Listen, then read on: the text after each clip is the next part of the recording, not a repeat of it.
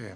Ladies and gentlemen, the President of the Republic of the Philippines, His Excellency Ferdinand R. Marcos Jr.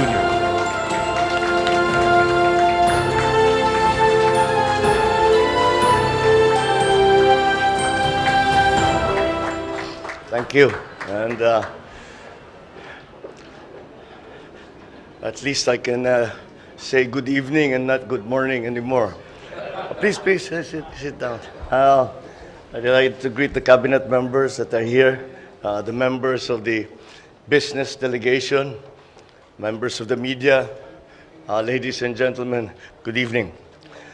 Well, I'm pleased to be back in Manila after what was a very productive ASEAN-EU Business Summit and Commemorative Summit in Brussels, Belgium. Yesterday, during the Commemorative Summit, we had fruitful discussions with ASEAN and EU member states leaders. We exchanged views on what is in store for ASEAN-EU cooperation, particularly on areas of mutual interest and concerns such as connectivity, trade, digital transition, food security, climate change, geopolitics, amongst others.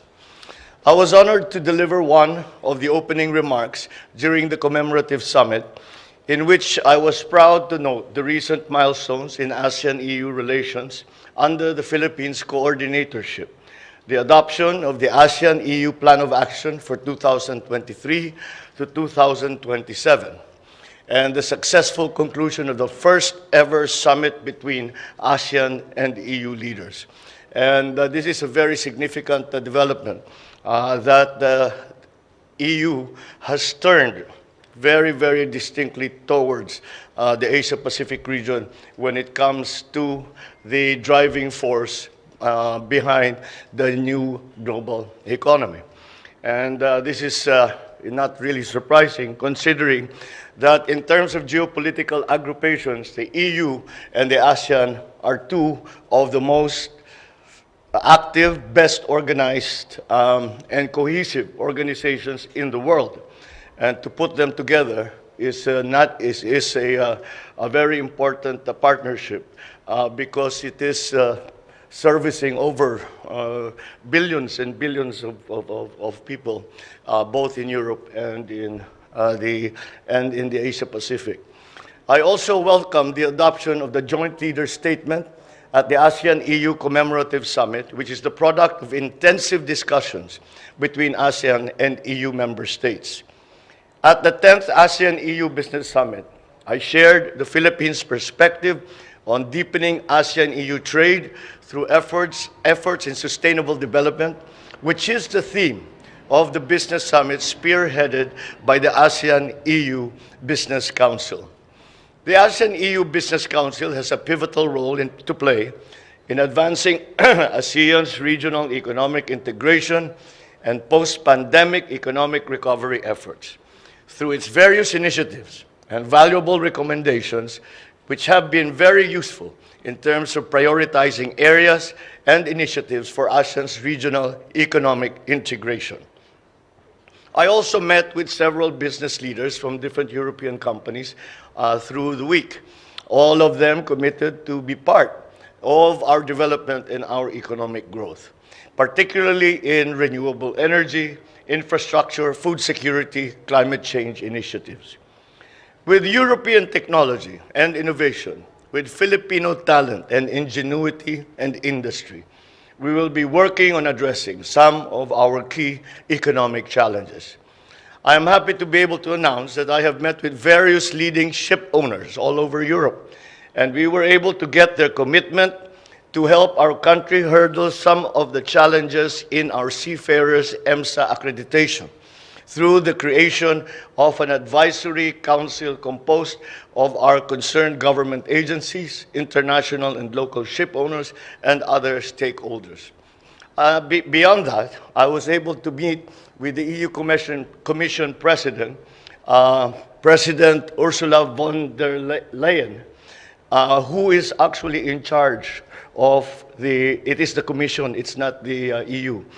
They are the ones who actually are the ones who provide that accreditation. So I explained to her what we have done, that we have this new advisory council, and she made a promise that that the commission itself would provide technical help to us so that within the 3 months, we have a 3-month deadline, within the 3 months, that we will be able to remedy all of the deficiencies that EMSA has been pointing out, and hopefully we finally solve this problem.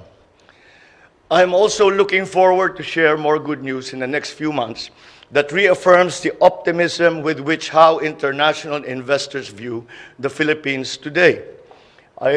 Once again, as part of the Asia-Pacific region, we are seen still as coming back to our role as the driver of the global economy.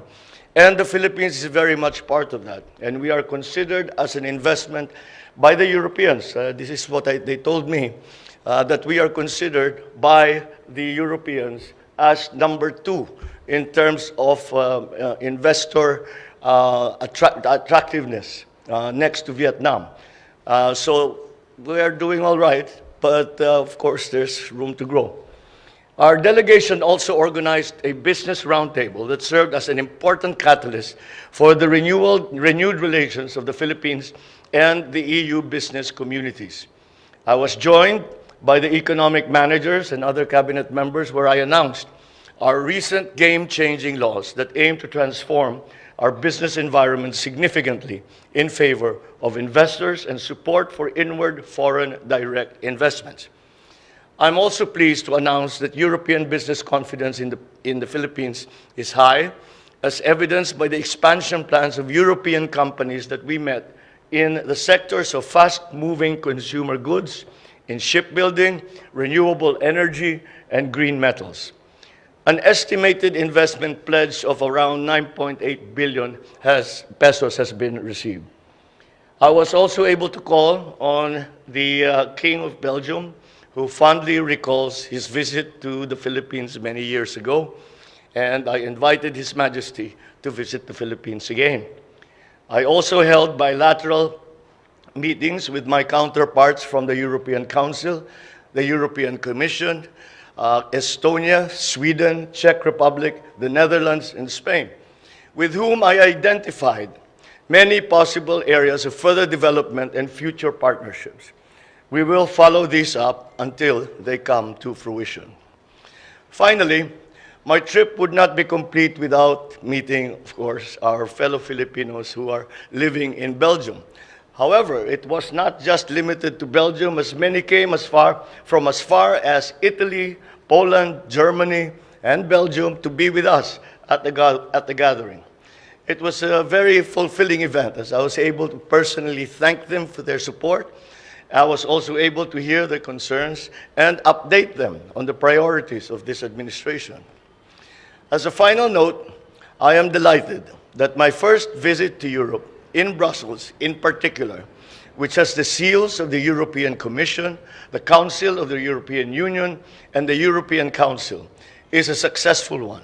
And I can see how the outcomes of this visit will generate opportunities for the benefit of the Filipino people.